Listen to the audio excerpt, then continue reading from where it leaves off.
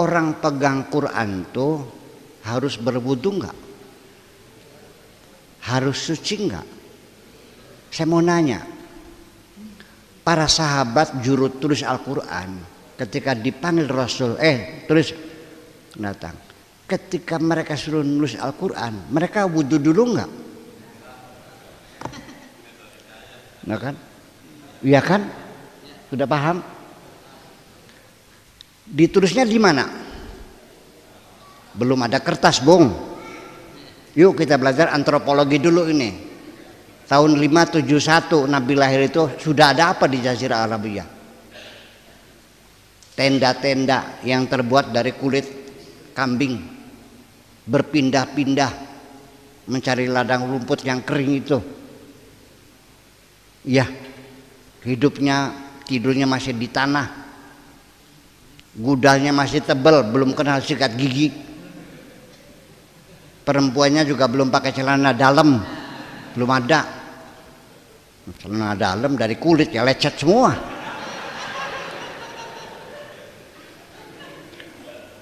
Belum ada pulpen, belum ada tinta. Nulisnya di pelepah korma, pakai pahat, pakai palu. Ya, itulah sebabnya tulisan Arab dari kanan ke kiri, karena pakai pahat, pakai palu. Nah kalau dari kiri ke kanan yang gelatok kepala itu mah. Wudu enggak? Orang pegang pelepah korma yang ada Al-Qurannya, wudu enggak? Ya, sampai terakhir pun ini kasusnya bukan memegang Al-Quran, memegang mushaf. Al-Quran tidak bisa dipegang. Siapa yang bisa pegang Al-Quran? Kelihatan enggak Al-Quran? Enggak. Bersuara enggak? Enggak. Ada hurufnya enggak? Enggak. Kalamullah itu bila sautin wala harfin. Yang ada itu adalah mushaf. Sejak kapan ada mushaf? Setelah Nabi meninggal dunia. Ya kan? Setelah Abu Bakar meninggal dunia. Pada zaman Khalifah Utsman, mushaf Utsmani. Bagaimana Anda membuktikan pegang mushaf harus berwudu dulu? Cari dalilnya, sampai botak nggak bakal ada. Itu kasusnya kan. Jadi saya mengerti umat Islam berijtihad. Pegang mushaf harus berwudu dulu. Kan begitu? Orang haid tidak boleh baca Quran. Itu adalah untuk menghormati mushaf yang isinya adalah Al-Quran. Itu tidak salah. Tetapi itu bukan asli. Hanya untuk menghormati Al-Quran. Maka pegang mushafnya juga harus berwudu. Betul nggak gitu? Nah, jadi sehingga keputusan itu terjadi eksepsional sekali. Maka terjadilah pengecualian, nggak permanen gitu. Karena tujuannya untuk memuliakan, terjadi pengecualian. Umpamanya kita pegang mushaf tidak usah wudu apabila mushaf itu berada di suatu tempat yang berbahaya, ada kebakaran, kan gitu. Mushaf tercecer, terbakar, kita selamatkan. Masa wudu dulu? Ya terbakar dulu soalnya.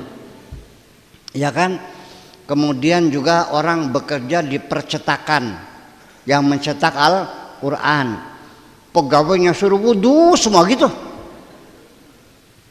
Bahkan kadang-kadang ketika masuk kardus juga kadang-kadang dicek-incek kok.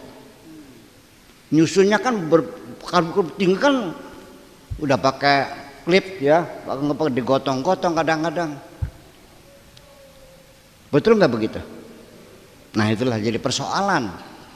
Jadi termasuk perempuan guru, dosen di IAIN, perempuan ngajar tafsir. Karena dia itu sedang haid, maka kuliahnya diliburkan dulu. Sorry, saya sedang haid, begitu. Kemudian lagi orang yang lagi menghafal Al-Quran, selama haid libur dulu seminggu. Haid itu berapa? Seminggu ya? 7 hari, 8 hari.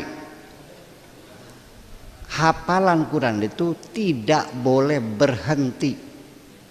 Malam ini kita hafal, paginya haid, berhenti dulu, lupa lagi, percaya nggak? Al-Quran itu begitu masuk diulang-ulang terus, diulang-ulang sampai melekat. Begitu kita berhenti lupa lagi. Kalau itu dipaksakan perempuan haid nggak boleh baca Quran yang sedang menghafal Quran, maka jangan berharap ada perempuan bisa hafal Quran. Paham nggak begitu? Nah, jadi kita mesti tahu sebenarnya bahwa Islam yang kita anut sekarang nih, yang kita jalani itu ada proses budaya yang ikut serta mengemas budaya itu. Tidak semuanya asli. Jadi sampai sholat yang dikatakan Imaduddin pun sampai sekarang kita tidak tahu seperti apa Kanjeng Nabi sholatnya. Sampai sekarang orang sholat berbeda-beda semuanya. Itu artinya karena tidak ada yang tahu persis bagaimana cara Nabi sholat. Ada yang baca basmalah, ada yang langsung alhamdulillahirabbil alamin, ada yang sedekap, ada yang selonjor, ada yang digoyang-goyang, ada yang lurus saja, ada yang asyhadu, ada yang asyhadu alla ilaha illallah. Persisnya Nabi bagaimana sholatnya tidak ada yang tahu, jangan sok tahu. Makanya Nabi tidak pernah kunut. Kapan pernah ketemunya kamunya? Enak aja. Ya, itulah sebabnya. Jadi ini yang kita terima ini adalah proses budaya. Artinya tolong jangan ngotot lah. Betul enggak? Itu aja. Jadi sekarang begini, ada kemajuan yang bagus sekali. Masjid mulai terbuka untuk kegiatan sosial. Ya, dulu Nabi membuat masjid untuk kepentingan masyarakat sebagai gedung serbaguna. Nabi bikin masjid, ada orang luka-luka diobatkan di masjid, ada orang bertengkar didamaikan di masjid, musyawarah di masjid, rapat di masjid, latihan perang di masjid. Gedung apa namanya? Sekarang masjid hanya dipakai untuk sholat saja. Masjid ini alhamdulillah sudah berkembang, dipakai buat pengajian, betul nggak? Udah ada kemajuan. Ada lagi masjid yang dipakai buat ijab qabul. Banyak, alhamdulillah. Terus kita dorong. Kalau ada perlawanan kita mundur lagi. Jangan berantem, jangan. Sudah ngalah dulu, perlahan-lahan gitu. 500 ibu-ibu dalam masjid. Yakin nggak suci semua? Ayo Saudara jawab dulu. Saya dalam hal ini mengambil sikap pura-pura tidak tahu. Terima kasih, itu aja. Oke. Jadi di dalam menyikapi fikih, kalau saya tangkap, kita pahami substansinya. Jadi fikih mengatakan A, B, C, tapi substantif dari masalah itu apa sesungguhnya? Seperti di dalam berwudu, intinya adalah penghormatan terhadap Al-Quran. Ini kata kuncinya, poinnya di sana. Kira-kira demikian. Ada yang lagi yang untuk pendapat saya kira sudah, nggak perlu berpendapat. Boleh pendapat boleh. Jangan sampai nanti kecewa biar. Oke, pendapat boleh. Ya. Assalamualaikum warahmatullahi wabarakatuh. Benarkan nama saya Kosim dari Perbutulan. Dari penjelasan Buya tadi, saya mau sedikit komentar di dalam keterangannya Abu Yazid Al-Maliki bahwa al-akhlaqu qoblal ilmi. Akhlak itu mestinya diketahui atau dilakukan sebelum kita mengerti. Terus bahwa yang dimaksud dengan suhuf atau di dalam Al-Qur'annya la yamassuhu illal mutahharun, di situ itu adalah Al-Qur'an dalam penjelasannya ini. Itu ketika sukhuf itu digunakan untuk lidarsin, untuk deres, itu tidak boleh kita memegang sukhuf itu dalam keadaan tidak berwudu. Jadi makna atau pengertian la yamassuhu illal mutahharun itu banyak pendapat ulama, namun dari pendapat Abu Yazid Al-Maliki itu di sana disahkan al-akhlaqu qoblal ilmi, itu saja. Jadi kita ketika memegang Al-Quran harus memakai wudu, menghormati Al-Quran. Adapun yang dimaksud Buya tadi adalah hanya sukup yang cukup biasa, bukan diposisikan untuk diteres. Tapi kalau diposisikan untuk teres, itu tidak boleh kita memegang dalam keadaan tidak berwudu, harus berwudu. Itu saja. Juga dari penjelasan Buya yang mengenai sejarah, saya sedikit berkomentar. Ketika kita berbicara sejarah, kita juga harus berbicara tentang sirah dan titi mangsa. Jangan kita bahas sejarah saja, karena tidak lepas dari sirah dan titi mangsa. Itu komponen-komponen sejarah. Itu sirah iku lakone, nyelasaken lakone Kanjeng Nabi, dudu tempate, dudu waktue, iku arane sirah. Beda karo sejarah dan titi mangsa. Selanjutnya, ketika ada pendapat orang lain, kita harus mengabaikan. Ini sangat bertentangan sekali dengan Al-Quran. Walaqad dara'na li jahannama katsiran minal jinni wal insi lahum qulubun la yafqahuna biha walahum a'yunun la yubsiruna biha walahum adhanun la yusmi'una biha ulaika kal an'ami balhum adall. Ini sangat bertentangan sekali menurut kacamata atau menurut penilaian saya seperti itu, Bu ya.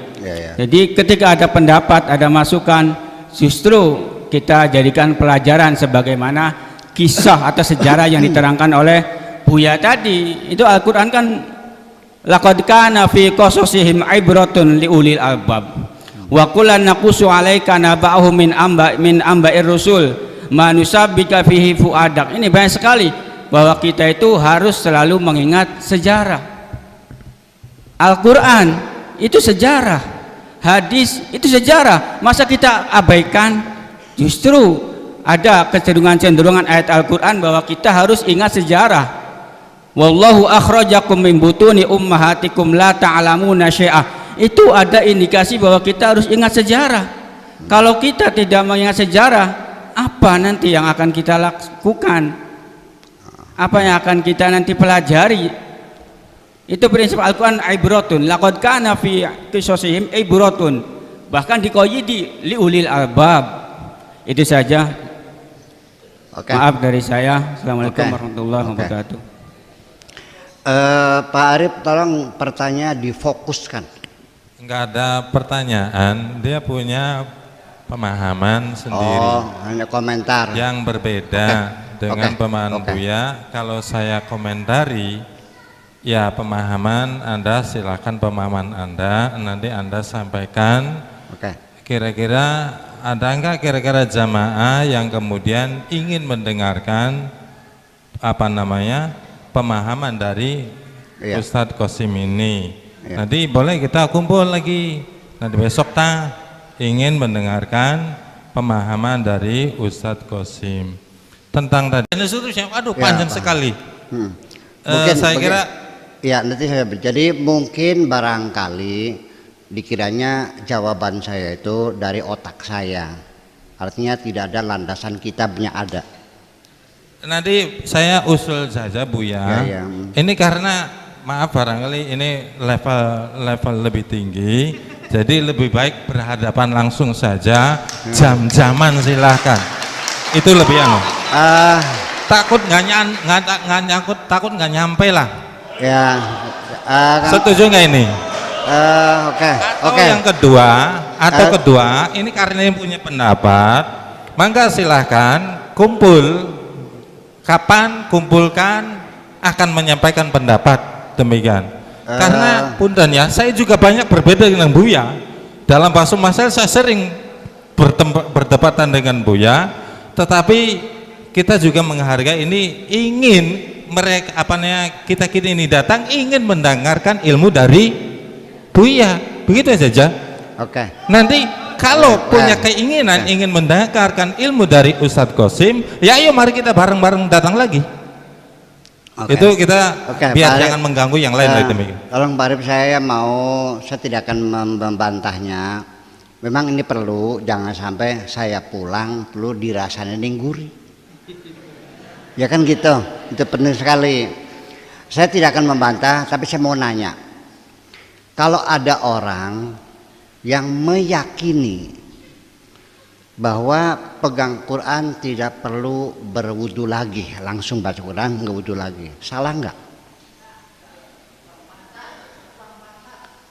Tadi yang tanya, saya nanya yang tadi tuh, salah nggak baca Quran tidak wudu lagi?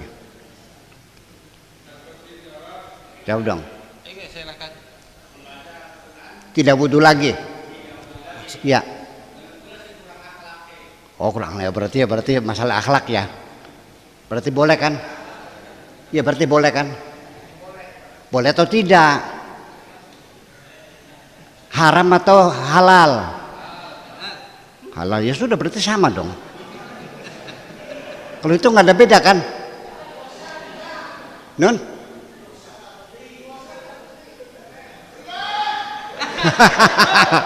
Iya, begini. Saya mau nanya aja. Jadi kalau ada orang, kita menyalahkan orang baca Quran tidak wudu lagi, kan begitu maksudnya? Salah kan gitu? Yuk kita perbandingkan di dunia Islam ini, berapa orang yang kalau pegang Quran wudu dulu dan berapa orang yang pegang Quran tidak wudu lagi. Itu berimbang loh.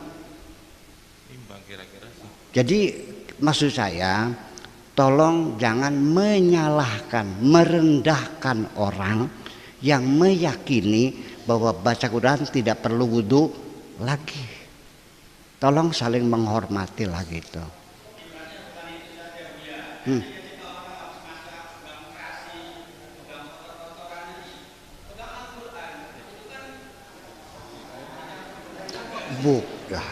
Ada orang berwudu.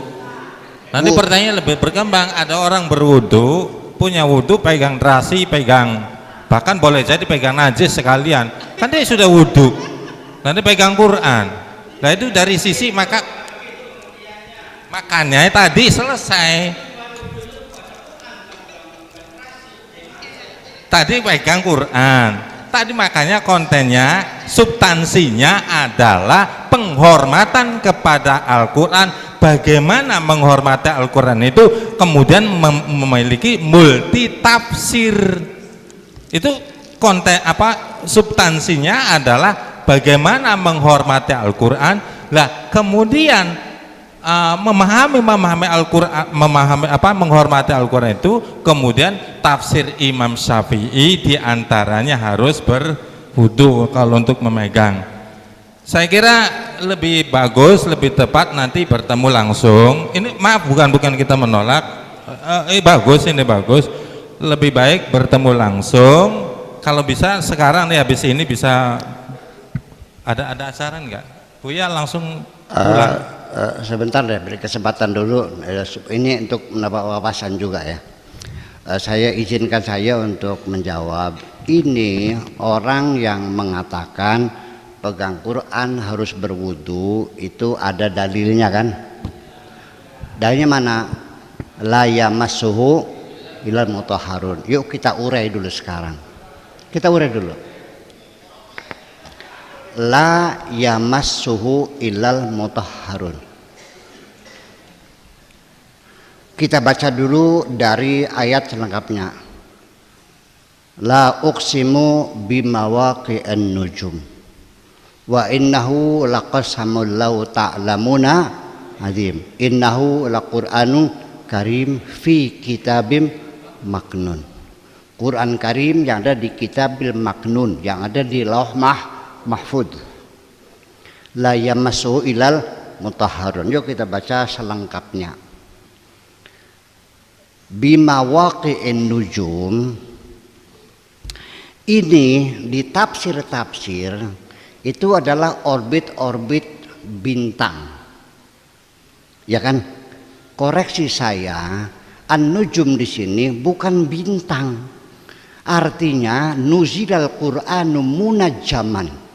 Artinya fase-fase diturunkannya Al-Qur'an, enggak dengan bintang ini. Oke? Wa innahu laqasamul law ta'lamuna azim. Dan itu Al-Qur'an ini adalah betul-betul merupakan sumpah besarnya Tuhan. Kalau kamu tahu, innahu laqur'anun karim itu adalah Al-Qur'an fi kitabim maknun yang tersimpan di lauh mahfud di sana. Oke. La yamassuhu ilal mutahharun. Oke. Lamnya ini lam nahiyah apa lam nafiyah? Yuk jawab dulu. Jawab aja dulu. Lam nafiyah. Maknanya tidak, bukan jangan. Oke? Oke. Hanya lam nafiyah, la-nya lam nafiyah, artinya tidak, bukan jangan. Massa itu adalah sentuhan spiritual. Nabi Yakub mengatakan massaniya syaitan. Al-massu itu sentuhan gelombang, sentuhan energi, sentuhan rasa. Satu yang mengatakan itu dalil wajibnya berwudu terpaksa harus mentakwilkan lamnya yang tadinya lam nafiyah ditakwilkan menjadi lam nahiyah. Satu takwilnya. Yang kedua, masa sentuhan spiritual ditakwilkan menjadi sentuhan fisik. Oke, dua. Yang ketiga, la yamassuhu. Domirhu ini kepada Al-Quran yang tidak bisa disentuh. Paham nggak? Ditakwilkan menjadi mushaf. Tiga takwilnya.